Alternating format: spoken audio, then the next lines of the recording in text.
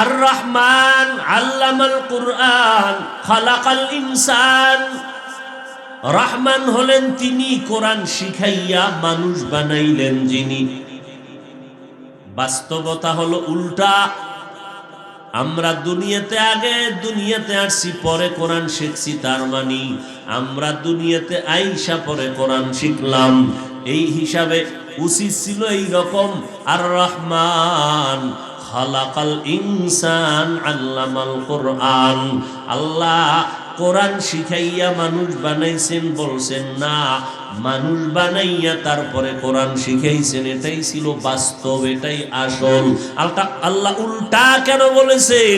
আমি আগে কোরআন শিখাইছি পরে মানুষ বানাইছি। ও আল্লাহ উল্টা কেন বললেন? মুফাসসিরিনে কেরাম বলেন আল্লাহ উল্টা বলেন নাই, আল্লাহটাই সঠিক। আমরা বুঝতে একটু সময়ের ব্যাপার।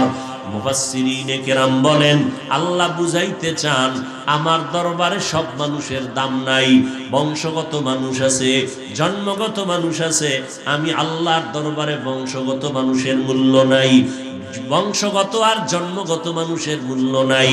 আমার দরবারে গুণগত মানুষের মূল্য, গুণের মানুষের বড় দাম। বলে গুণের মানুষ কাকে বলে?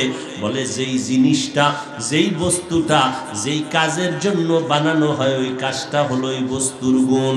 মাইকওয়ালা মাইক বানাইছে, আওয়াজটা দিয়া দিবে, আওয়াজ দেওয়া মাইকের গুণ। বাতিওয়ালা বাতি বানানোর সময় বানাইছে, আলো দিয়া অন্ধকার দূর করবে, আলো দেওয়া বাতির গুণ। যেই বস্তুটা যেই কাজের জন্য বানায় ওই কাজ ওই বস্তুর গুণ। ও আল্লাহর বান্দারা, মাইকের গুণ হলো আওয়াজ দেওয়া, বাতির গুণ আলো দেওয়া। কারণ আলো দেওয়ার জন্যই বাতি বানাইছে। যেই বস্তু যেই কাজের জন্য বানায় ওই কাজ হলো ওই বস্তুটার গুণ। মাইক বানাইছে আওয়াজ দেওয়ার জন্য, আওয়াজ দেওয়া মাইকের গুণ। বাতি বানাইছে আলো দেওয়ার জন্য, আলো দেওয়া বাতির গুণ। মানুষ বানাইছে কেন? যেই জন্য বানাইছে ওই কাজটা মানুষের গুণ। আল্লাহ মানুষ কেন বানাইছেন?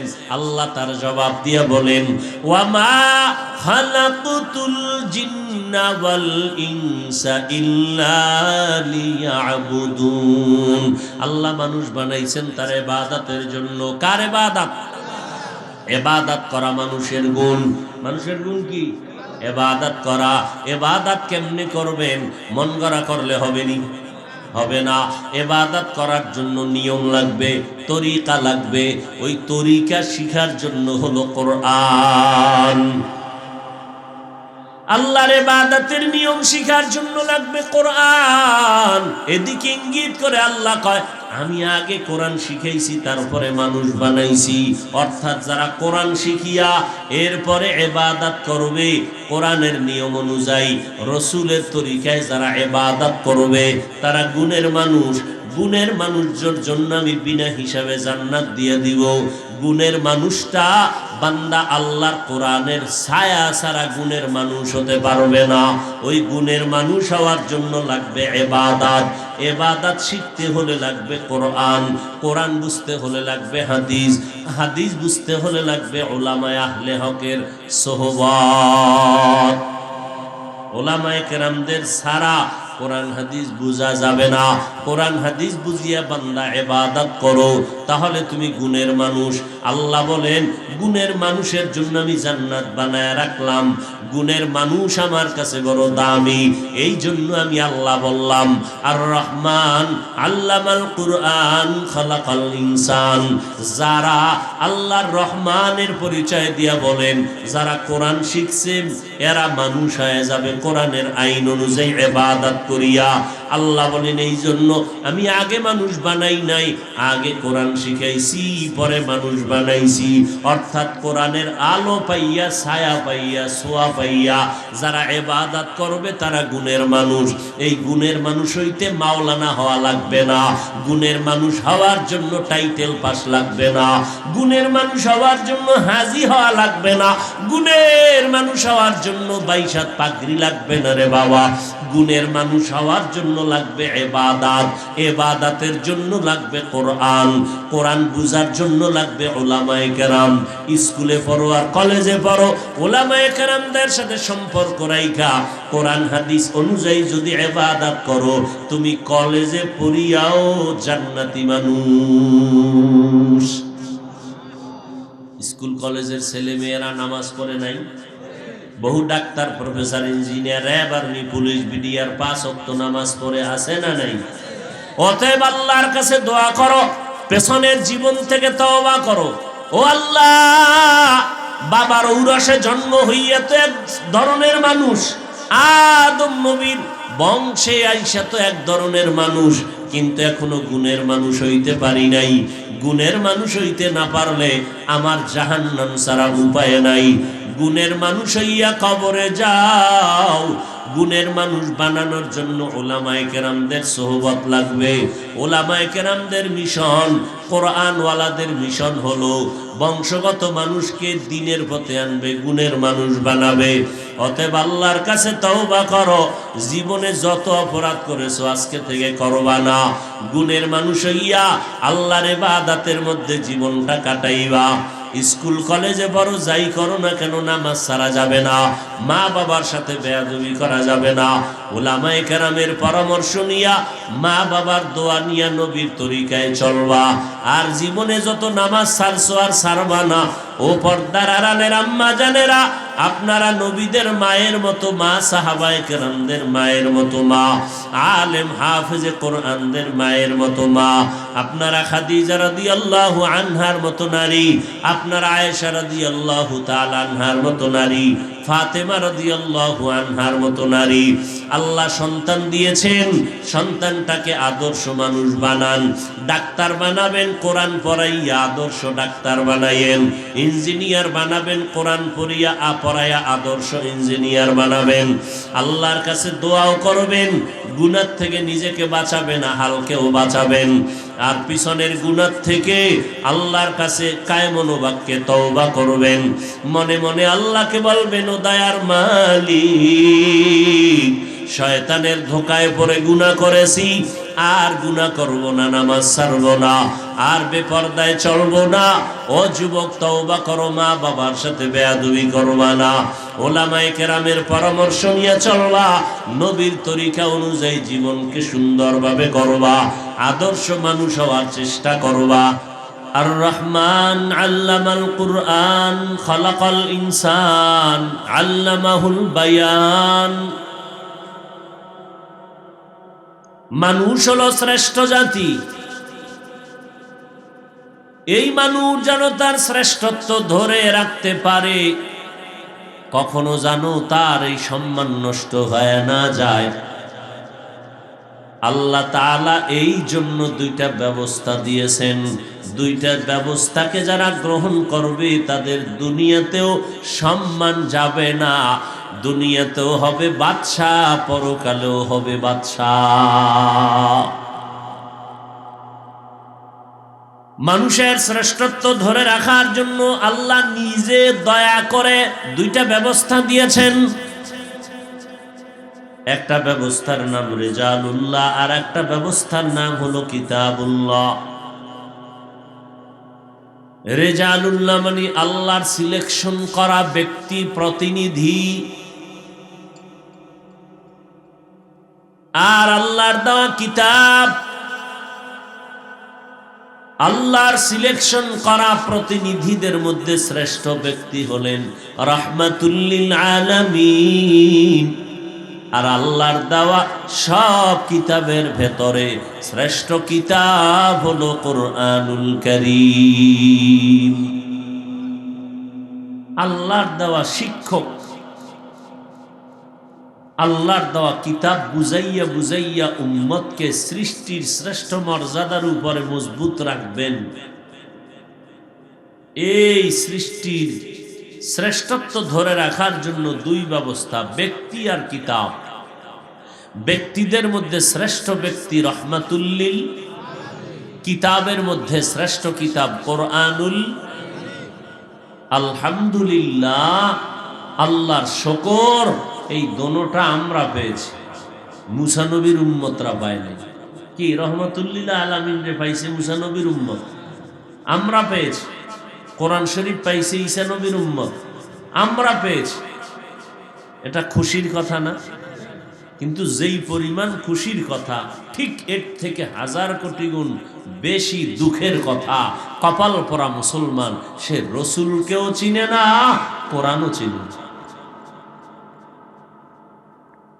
মেট্রিক পাশ করেছে, এসএসসি পাশ করেছে, আইবিএ পাশ করেছে, মুসলমানের সন্তান কোরআন পড়তে জানে না। বড় দুঃখ।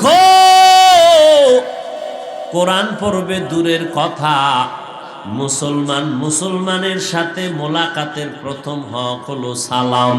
আজকে দুঃখ লাগে রে সন্তানেরা, আজকে দুনিয়ার সব কিছু জানলো, আসসালামু আলাইকুম শব্দটা শুদ্ধ করে জানে না। মুসলমানের বাচ্চা আসসালামু আলাইকুম এই দুইটা শব্দ শুদ্ধ করে দিতে পারে না। সালাম দেয় সালামালাইকুম, এই হলো সালাম। অর্থ কি? তোর উপরে আল্লাহ পাকের লানত, তোর উপরে আল্লাহর গজব, তুই মরে যা। হে আবার ঘুরায় কি কয়? ওয়ালাইকুম, তুই আগে মর, তোর উপরে আল্লাহর লানত। আপনারা হাসেন, আমি কি হাসির কথা বলছি?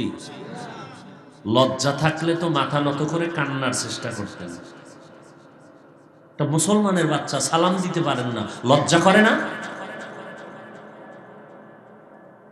দুনিয়ার সব পারেন, মোবাইলের চিপা চাপার খবর পারেন, কারে বাস দেওয়া লাগবে, কার ইজ্জত নষ্ট করা লাগবে, কার সম্মান নষ্ট করতে হবে, সব পারেন।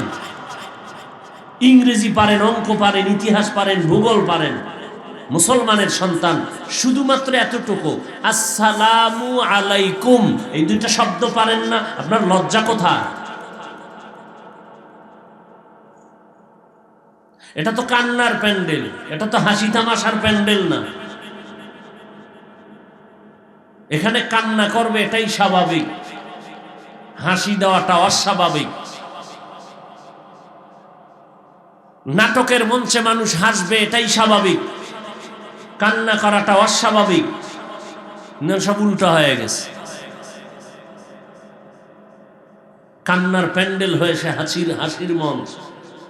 হাসাইতে পারলে খুব খুশি, আমলের খাতা শূন্য।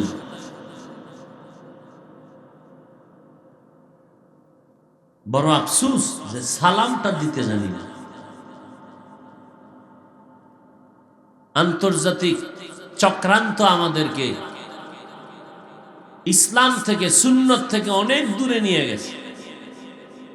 গজবের এক মোবাইল দিয়ে সব ধ্বংস করে দিয়েছে। মোবাইল কানে লইয়া সালাম নাই, হ্যালো। কি কথা বলার আগে মুসলমান কি বলবে? হ্যালো না সালাম?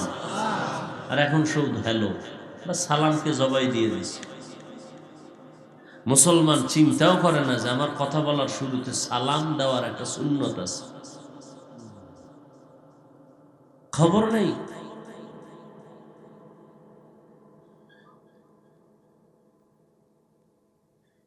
অথচ রসুল চ্যালেঞ্জ দিয়ে গেছেন, দুই জিনিস রেখে আমি রসুল গেলাম। ও উম্মত, তোমাদের ভয় নাই, দুই জিনিস রেখে গেলাম, ধরে রাখো। মৃত্যু পর্যন্ত তোমার সম্মান কেউ কেড়ে নিতে পারবে না। কিতাব আল্লাহ ওয়া সুন্নাত রাসূলি, আল্লাহর কিতাব কোরআন আর আমি রসুলের সুন্নাত। এই দুই জিনিস ১৫০০ বছর পরে আজও যারা ধরে রাখছে, এদের মতো এখনো পৃথিবীতে কেউ সম্মানেও নাই, শান্তিতেও নেই। একমাত্র কোরআন যারা মানে, রসুলের সুন্নতওয়ালারাই বর্তমানেও তারা শ্রেষ্ঠ সম্মানের জায়গায় আছে। এখনো আমাদের ঐতিহ্য আমরা ভুলে গেছি। নিজেকে মনে করি খুব দুর্বল, অথচ এই যুবক, মানো আর না মানো, কথাগুলো লিখে রাখ। আল্লাহ তোমার মধ্যে এমন কিছু মেডিসিন দিয়ে রাখছেন, পুরা পৃথিবীটাকে নিয়ন্ত্রণ করার ক্ষমতা, মেধা, বুদ্ধি সব আল্লাহ তোমার মধ্যে দিয়ে রাখছেন। তুমি পুরা দুনিয়াটাকে নিয়ন্ত্রণ করতে পারবা, এই মেধা আল্লাহ তোমারে দিয়ে রাখছেন। কিন্তু তুমি ব্যবহার করো না তো করোই না, বরং আল্লাহর দেওয়া জিনিসকে সম্পূর্ণভাবে ধ্বংস করতেছো আজকে মোবাইল দিয়ে। আমার বাংলাদেশের সন্তান ডাক্তার, আন্তর্জাতিক পর্যায়ে, যারা জানো, যুবকদেরকে বলছি, আছে না নেই? পৃথিবীতে আমার বাংলাদেশের সন্তান এখনো মাথা উঁচু করে আছে সারা দুনিয়ায়। তোমার মধ্যে সেই মেধা আছে, বুদ্ধি আছে, তুমি কাজে লাগাও না, বরং কাজে লাগানোটাও বন্ধ করতেছো, নষ্ট করতেছো মোবাইলের দ্বারা।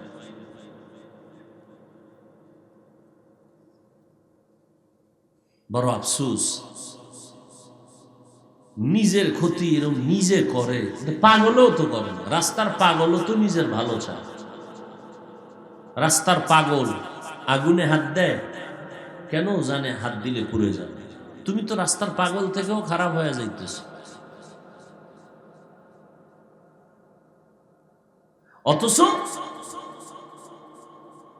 তুমি যদি তোমার এই মেধাকে কাজে লাগাও, পুরা পৃথিবী তোমার পায়ের নিচে থাকবে, তুমি থাকবা সবার উপর।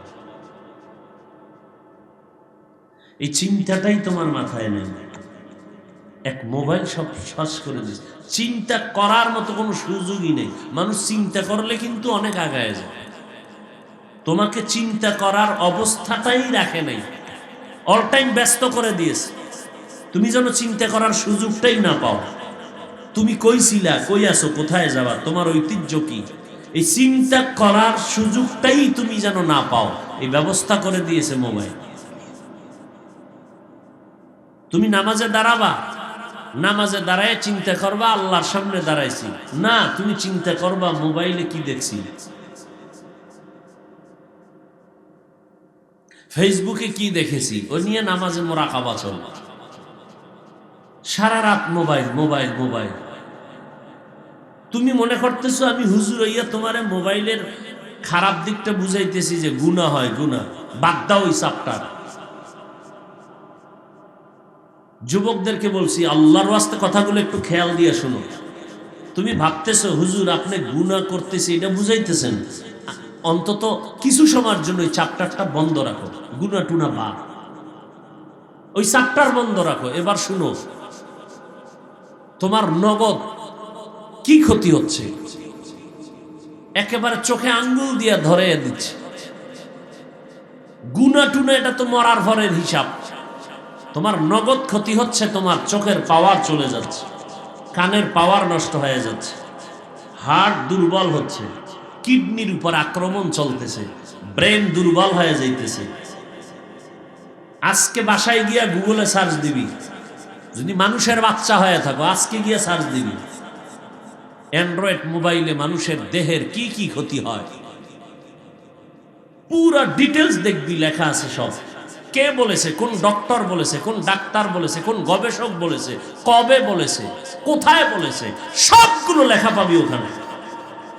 এরপরে তোর পরিচিত কোনো ডাক্তার থাকলে বলবি ভাই এই লেখাগুলো সত্য। আমি হাফিজ সাহেব বলছি, বিষয়টা এমন না, আমি গবেষকদের কথাগুলোকে তোমার সামনে রিপিট করতেছি। সময় আসতেছে খুব দ্রুত, বয়ে বয়ে কাঁদবি, চোখের পানি মোছার মানুষ পাবি, লিখে রাখ। তোর বাড়ি গাড়ি করে কি লাভ হবে যদি তুই বিছনায় অসুস্থ হয়ে পড়ে থাকো? জীবনে যদি সফল হইয়া থাকতে চাও, আমি হাফিজুর রহমান আল্লাহর দিকে তাকায় বলতো, আমার সম্মান আল্লাহ কম দিছে না বেশি? চাপাবাজি করিস না, আসলেই বল কে দিছে, এটা মানো। আমি যুবকদেরকে বলছি, মুরব্বীদেরকে না। এই সম্মানের পিছনে কোনো সার্টিফিকেট আছে? আমি পড়ছি কওমি মাদ্রাসায়, কোনো সার্টিফিকেট নেই। আমি সেই কুয়াকাটা বঙ্গোপসাগর থেকে গোটা দুনিয়া ঘুরতেছি। আল্লাহ আমাকে অহংকার মুক্ত করে দেন, বুঝাবার জন্য বলছি। আমি যদি চাই প্রতিদিন হেলিকপ্টারে প্রোগ্রাম করব, সম্ভব প্রতিদিন। কিন্তু আমার অফিসে লিখে রাখছি হেলিকপ্টারে প্রোগ্রামের আবেদন করবেন না। এ সম্মান কি আমার সার্টিফিকেটের কারণে? আমার শিক্ষাগত যোগ্যতা অনেক বেশি। এই জন্য আল্লাহ যদি কাউকে সম্মান দিতে চান, দুনিয়ার লাইনে তার কিচ্ছু লাগে না, কিচ্ছু লাগে না। কিসের সার্টিফিকেট?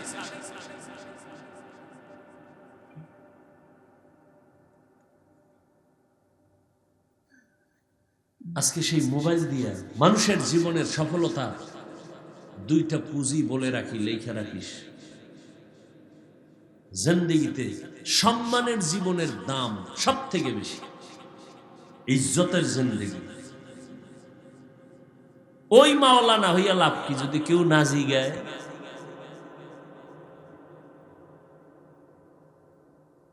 চূড়ান্ত সফলতার যদি মানদণ্ডে জীবনকে পরিচালনা করতে চাও, কয়টা পুঁজি লাগবে?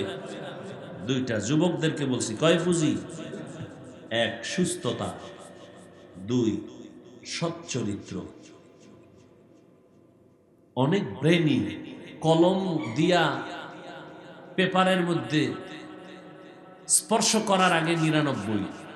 এতটা ব্রেন তোমার ব্লেটের মতো ধার, লেখার আগেই তুমি পাস, গোল্ডেন এ প্লাস।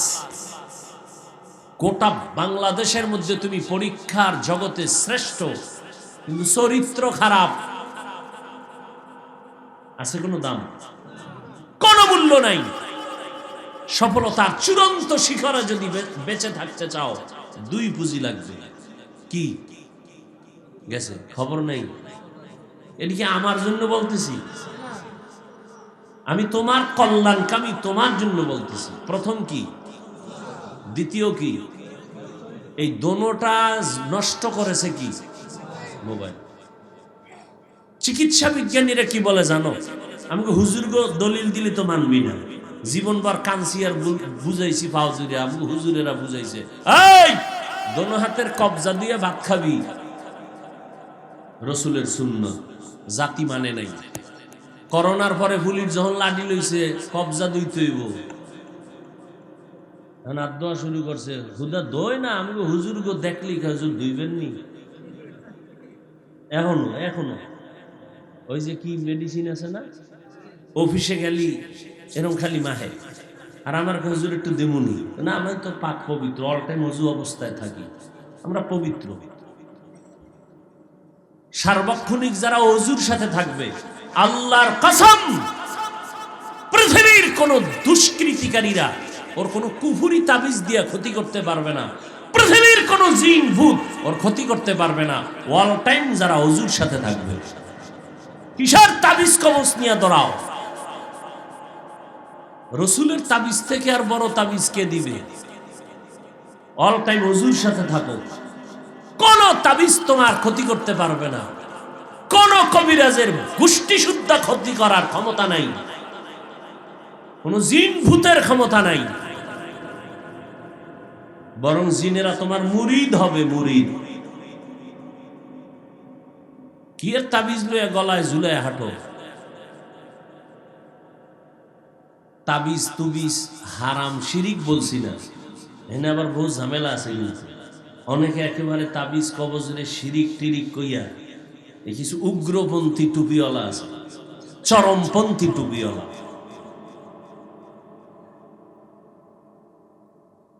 আমরা তাবিজের বিরোধী না। হালাল পন্থায় ঝাড়ফুঁক দেওয়া, এটা অনুমতি আছে। অন্যায়ভাবে দেওয়া তো এটা সবাই হারাম বলবে, কিন্তু আসল যে জিনিসগুলো সেটার কথা বলছে। তো বলতেছিলাম, হুজুর্গ কথা শুনে না মানুষ, শুনে কিন্তু আমলে নেয় না। যখন কোন টাইওয়ালা কইছে, ও তো আমি গুরু, এটা মানে শুনো, তোমাকে টাইওয়ালারা কইছে, গবেষক, চিকিৎসক, মানুষের জিন্দিগির সুস্থতার জন্য কোনো ঔষধ লাগবে না।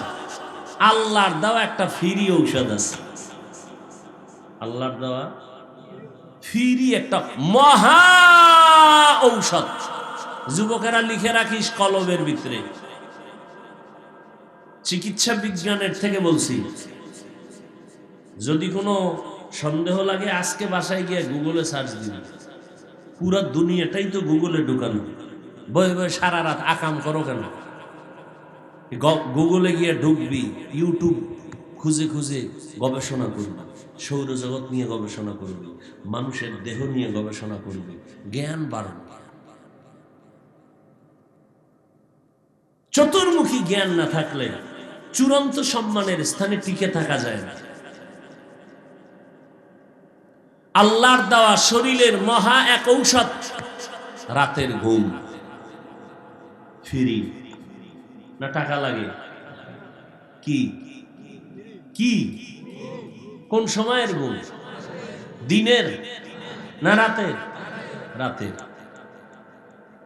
রাতের ঘুম প্রথম। রাতের ঘুম 3 ভাগে আছে। কয় ভাগ? প্রথম ভাগ, মধ্যভাগ, শেষ ভাগ।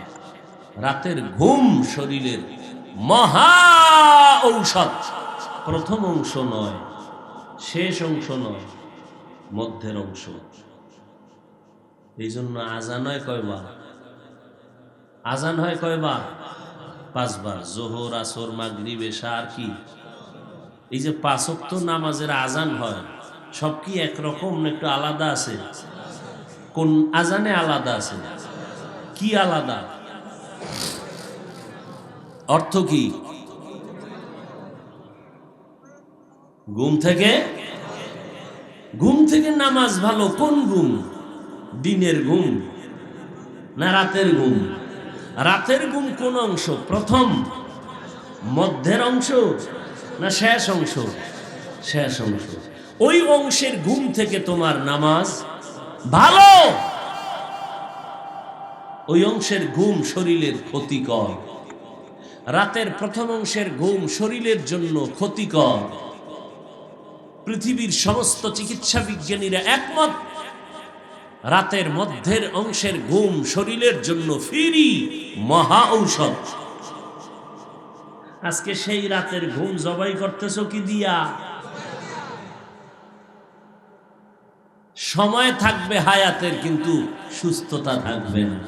বয়ে বয়ে কাঁদবি, হাঁটার শক্তি নাই, চোখের পাওয়ার নাই।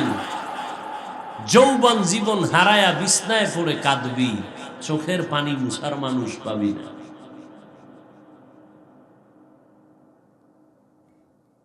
কি বয়ান শুনবি? বয়ান শুনে কি হবে? আমলের খাতা তো শূন্য।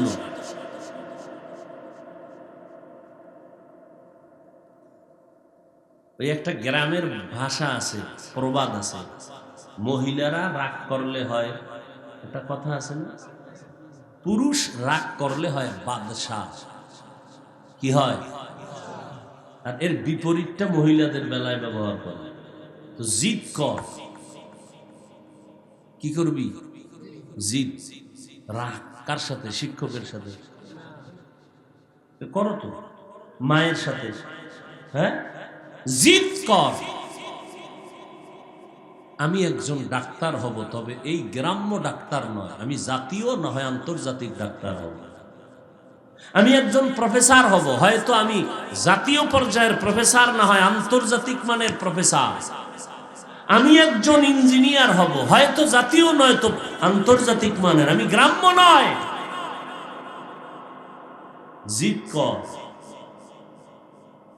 তারা পারলে তুমি পারবা না কেন? পৃথিবী কোথায় আছে তোমার খবর নাই।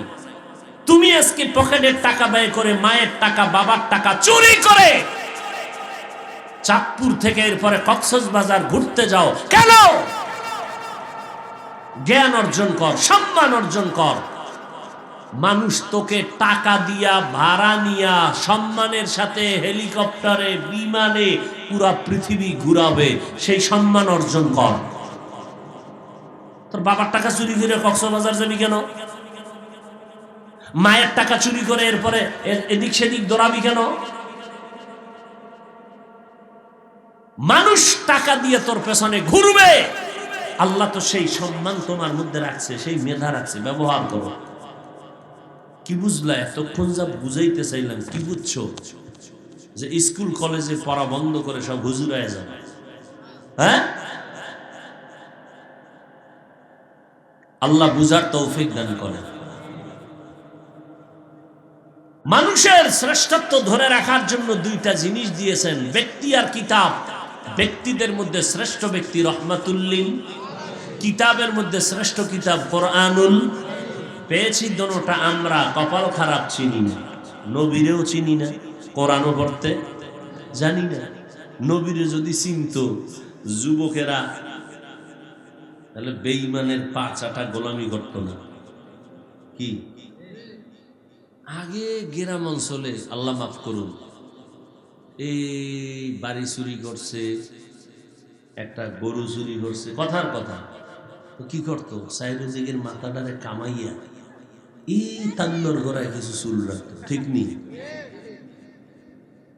এখন আমাকে যুবকরা অধিকাংশ সিস্টেম, কি গরু চোর না ছাগল চোর? না, আমরা বিদেশি ডিজাইন লইছি, ডিজাইন আছে না নাই? ও ভাই, তুমি আল্লাহর দিকে সাক্ষী রেখে বলো তো বাবা, আমার রসুলের থেকে কি শ্রেষ্ঠ কেউ আছে?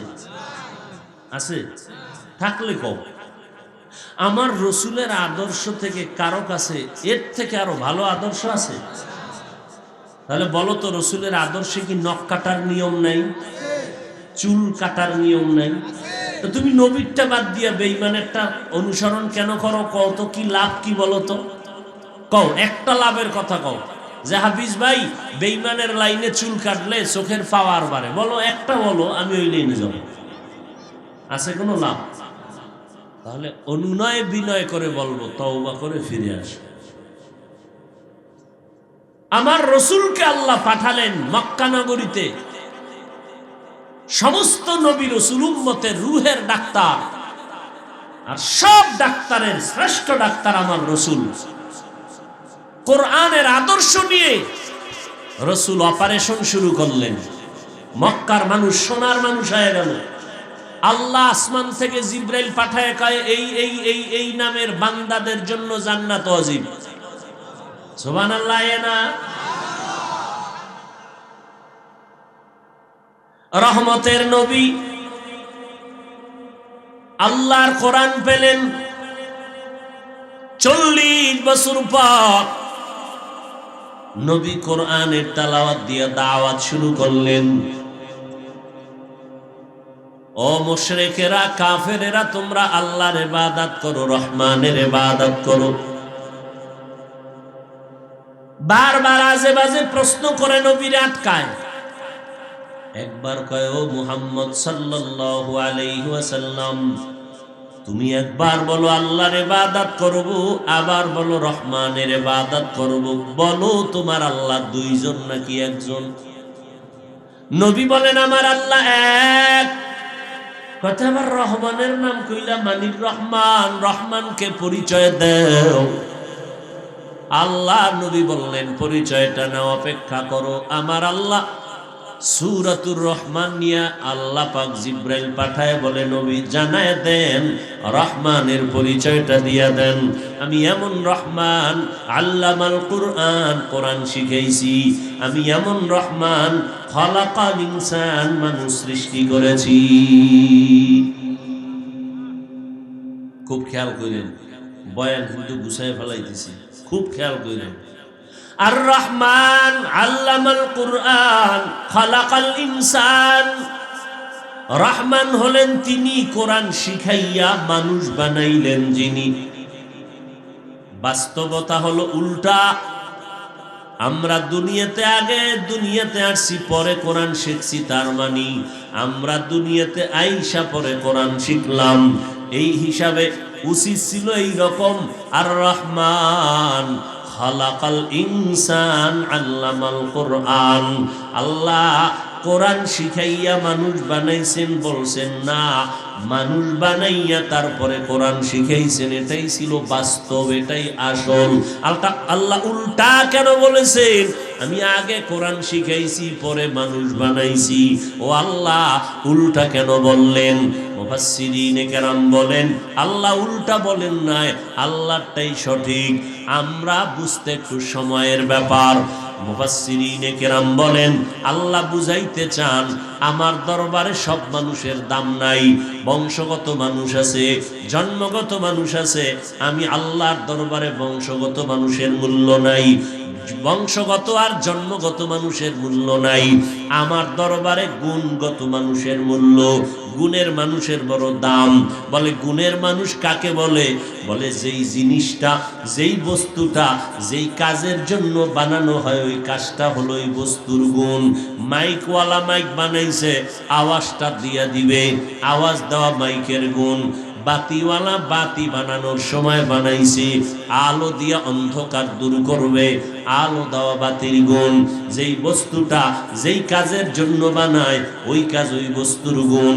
ও আল্লাহর বান্দারা, মাইকের গুণ হলো আওয়াজ দেওয়া, বাতির গুণ আলো দেওয়া। কারণ আলো দেওয়ার জন্যই বাতি বানাইছে। যেই বস্তু যেই কাজের জন্য বানায় ওই কাজ হলো ওই বস্তুটার গুণ। মাইক বানাইছে আওয়াজ দেওয়ার জন্য, আওয়াজ দেওয়া মাইকের গুণ। বাতি বানাইছে আলো দেওয়ার জন্য, আলো দেওয়া বাতির গুণ। মানুষ বানাইছে কেন? যেই জন্য বানাইছে ওই কাজটা মানুষের গুণ। আল্লাহ মানুষ কেন বানাইছেন? আল্লাহ তার জবাব দিয়া বলেন ওয়ামা খালাকুতুল জিন্না ওয়াল ইনসা ইল্লা লিয়াবুদুন। আল্লাহ মানুষ বানাইছেন তার ইবাদতের জন্য। কার ইবাদত? ইবাদত করা মানুষের গুণ। মানুষের গুণ কি? ইবাদত করা। ইবাদত কেমনে করবেন? মন গড়া করলে হবে নি? হবে না। ইবাদত করার জন্য নিয়ম লাগবে, তরিকা লাগবে।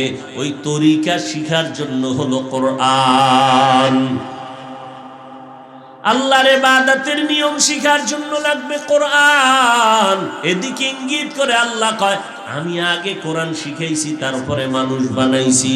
অর্থাৎ যারা কোরআন শিখিয়া এরপরে ইবাদত করবে কোরআনের নিয়ম অনুযায়ী, রসুলের তরিকায় যারা ইবাদত করবে তারা গুণের মানুষ।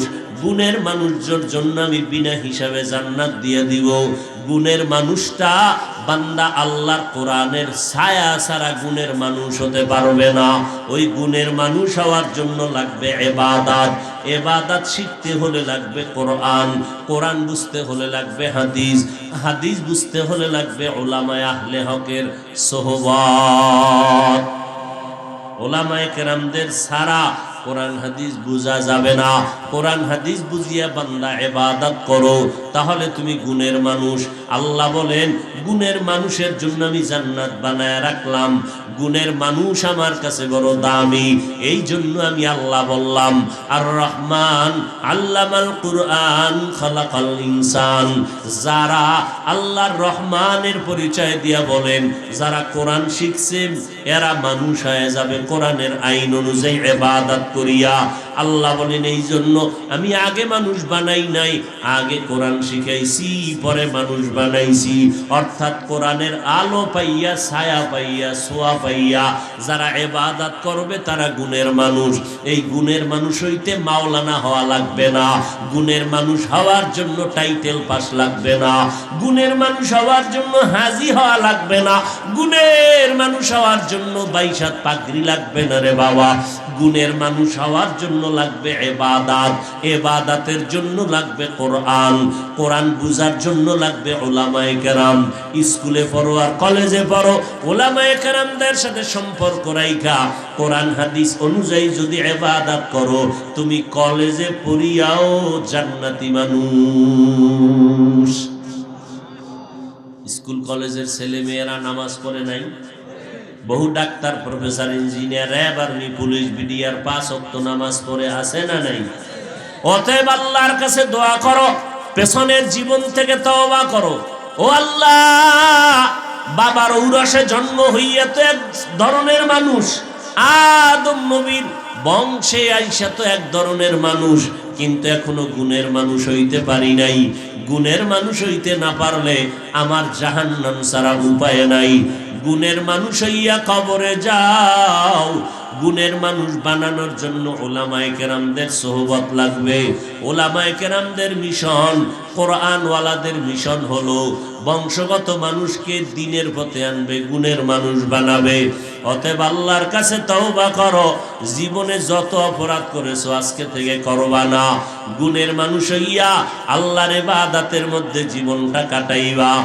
স্কুল কলেজে বড় যাই করো না কেন, নামাজ ছাড়া যাবে না, মা বাবার সাথে বেয়াদবি করা যাবে না। উলামায়ে কেরামের পরামর্শ নিয়া, মা বাবার দোয়া নিয়া নবীর তরিকায় চলবা। আর জীবনে যত নামাজ ছাড়ছো আর ছাড়বা না।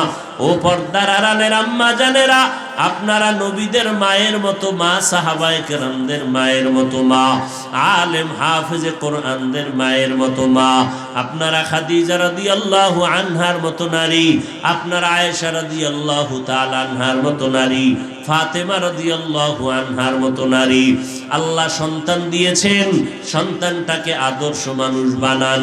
ডাক্তার বানাবেন, কোরআন পড়াইয়া আদর্শ ডাক্তার বানাইয়েন। ইঞ্জিনিয়ার বানাবেন, কোরআন পড়াইয়া আদর্শ ইঞ্জিনিয়ার বানাবেন। আল্লাহর কাছে দোয়াও করবেন, গুনাহ থেকে নিজেকে বাঁচাবেন, আহালকেও বাঁচাবেন। আর পিছনের গুনাহ থেকে আল্লাহর কাছে কায়মন বাক্যে তওবা করবেন।